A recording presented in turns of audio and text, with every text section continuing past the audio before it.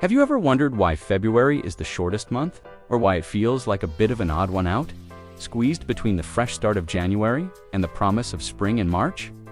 Well, the story of February is much deeper and more fascinating than you might think. It's not just about cold weather and Valentine's Day. Historically, February was the month of purification, a time for cleansing and renewal. So, what if I told you that this short month holds the key to an ancient tradition of hitting the reset button on your life? Stick with me, because we're about to uncover the secret history of February and how its ancient rituals can still inspire us today. Let's start with the name itself. February comes from the Latin word febuem, which means purification. The Romans even had a festival dedicated to this concept called Febua. This wasn't just a single day. It was a period of intense spiritual spring cleaning that took place throughout the month. Think of it as the ancient equivalent of a New Year's resolution, but for the soul. The Romans believed that before the new agricultural season began in March, it was essential to wash away the negativities, regrets, and spiritual grime of the past year. They wanted to start fresh, not just on the calendar, but in their hearts and homes.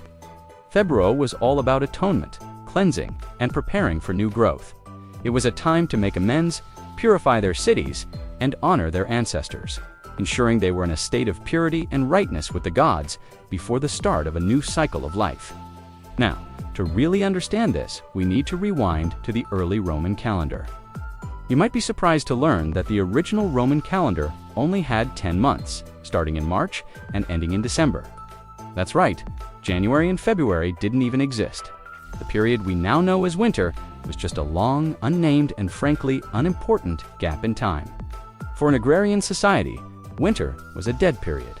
Nothing was growing, no military campaigns were happening. It was just a time to wait. But around 700 BC, the second king of Rome, Numa Pompilius, decided this wasn't practical. He added January and February to the end of the calendar to align it with the lunar cycle. So, for a long time, February was actually the last month of the year. This placement is crucial. Imagine all the accumulated dust and debris after a full year. It makes perfect sense that the very last month would be dedicated to a massive cleanup, doesn't it? It was the final act before the new year began on March 1st. So what did this purification actually look like? Well, it wasn't just about sweeping floors. The rituals were deeply symbolic and took many forms. One of the most important festivals was Lupercalia, held on February 15th. While it's famous for some pretty wild and boisterous traditions, at its core, it was a fertility and purification rite. Priests would perform rituals to cleanse the city and its people, warding off evil spirits and ensuring health and fertility for the coming year. There were also simpler, more personal practices. People would clean their homes meticulously, a practice known as spring cleaning that many of us still do, perhaps without realizing its ancient roots. They would also engage in acts of penance and reflection. Similar to what many religious traditions practice during Lent, they might offer sacrifices, pay respects at temples, and make peace with anyone they had wronged. It was a holistic approach to cleansing affecting the city, the home, and the individual spirit. The air itself was thought to be cleansed, making way for the vibrant life of spring. Over time, as the calendar shifted and January 1st became the official start of the new year, February was moved to its current position as the second month. But its association with purification and transition never truly faded. The symbolism was too powerful. February became a bridge, the final gasp of winter before the awakening of spring. This transitional nature makes it a natural time for reflection. We've just come through the resolutions of January, and perhaps some of them have already fallen by the wayside. February offers a second chance, a quieter moment to reevaluate and cleanse our intentions before moving forward. Think about it. Nature is still dormant, giving us the space to look inward without the distractions of a bustling new season. This idea of February as a month of cleansing also found its way into various cultural and religious traditions that echo these ancient Roman themes. For example, Christianity has the Feast of the Purification of the Blessed Virgin Mary, also known as Candlemas, on February 2nd. This day involves the blessing of candles, which symbolize Christ as the light of the world, and it marks the end of the Christmas season, cleansing the way for the next liturgical cycle. A little later in the month, we often have the beginning of Lent with Ash Wednesday. Lent is a 40-day period of prayer, fasting, and penance, clear parallel to the Roman idea of atonement and spiritual cleansing in preparation for Easter. In a way, these traditions carried the spirit of February forward, adapting the concept of purification to new belief systems. Even outside of religious contexts, the idea persists. In Japan, the festival of Setsuban is celebrated in early February, marking the beginning of spring according to the old lunar calendar. During Setsuban, people throw roasted soybeans out their doors or at a family member wearing a demon mask, shouting Oni wa Soto, Fuku wa Uchi, which means demons out. It's a literal and symbolic act of driving out bad luck and welcoming good fortune for the new year. So how can we, in our modern, fast-paced world, tap into this ancient wisdom? We may not be performing Roman rites, but the core principle of February, as a time for purification, is incredibly relevant. It's a chance to do a midwinter check-in. How are those New Year's resolutions going?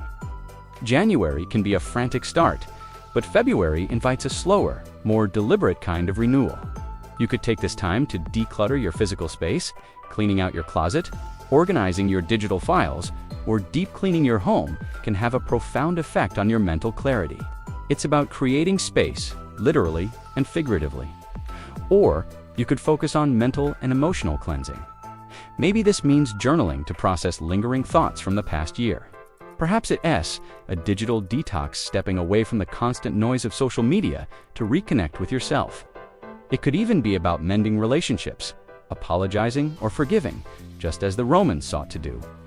The goal is to consciously let go of what's weighing you down, so you can enter the spring season feeling lighter, clearer, and more energized. This month is the perfect opportunity to shed the old and prepare for the new. It's not about grand, sweeping gestures, but small, intentional acts of cleansing. You could try incorporating a new wellness practice, like meditation or a gentle yoga routine, or simply take more time for quiet reflection, maybe with a cup of tea, just thinking about what you want to release and what you want to invite in. The world outside might be cold and gray, but internally, February can be a time of quiet warmth and clarification. It's about tending to your own inner garden before the planting season begins. By embracing February as a month of purification, we reframe it. It's no longer just a short, cold month we have to endure. Instead, it becomes a meaningful and powerful pause, a sacred space in the calendar dedicated to renewal. It's a gift of time to reset our intentions and cleanse our spirits. So, as we move through this month, let's remember its ancient roots. Let's see it as more than just the awkward month before spring. Before it was short, February was sacred. It was a time dedicated to washing away the old and preparing for the new. And in our own lives, we can still honor that tradition. We can use this time to clear out the clutter, both physical and mental, and make space for the growth and brightness that is just around the corner. Let this February be your personal month of purification. Thank you so much for joining me on this journey into the past.